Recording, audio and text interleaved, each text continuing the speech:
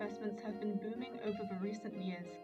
In 2016, 70% of all investors contacted by Morgan Stanley said they were interested in sustainable investments. So what is ethical investing? It is a way of filtering and selecting how you invest your money based on your ethical principles. For instance, an investor might choose to eliminate investing in the gambling, alcohol, or firearm industries based on his ethical preferences, or another might want to invest in environment-friendly companies only. To summarize, ethical investing gives investors the power to allocate their money towards companies that have the same points of view politically, religiously, or environmentally. Originally, ethical investments were motivated by religious reasons. The earliest record of this type of investment dates back to the 18th century.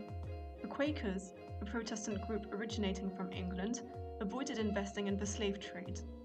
During the 20th century, ethical investing gained popularity for social rather than religious reasons. For instance, in the 1960s and 70s in America, ethical investors allocated their money to companies promoting equal rights for workers and would abstain from investing it into companies that supported the Vietnam War. Starting in the 1990s and really taking off today is the trend for investing in environment-friendly and sustainable companies. Today, there is evidence that people who invest ethically, benefiting the planet or other people, also benefit themselves. Their funds tend to outperform those that don't by a significant margin. There is a number of reasons as to why people may choose to invest ethically. First, to take advantage of the opportunities that represent clean technologies, such as renewable energy. Then, it is also to guard against the downsides of the green revolution we are going through, the decline of polluting companies, and therefore insulating portfolios in this area. Finally, from a social perspective, ethical investments allow to eliminate companies that have little regard for their workers' welfare. However, skeptics argue that the outperformances of this type of investing we have talked about earlier is simply a trend, or that green companies are just being subsidized by governments, and without these subsidies, the economics of clean energy would be weak.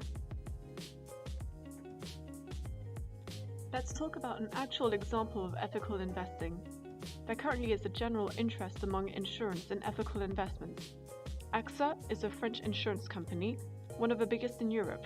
The company has announced that for ethical reasons, it will no longer invest in tobacco companies and will offload 1.5 billion euros worth of investments it holds in such businesses based on the idea that tobacco is a harmful product and that it should support government initiatives in the effort to reduce smoking.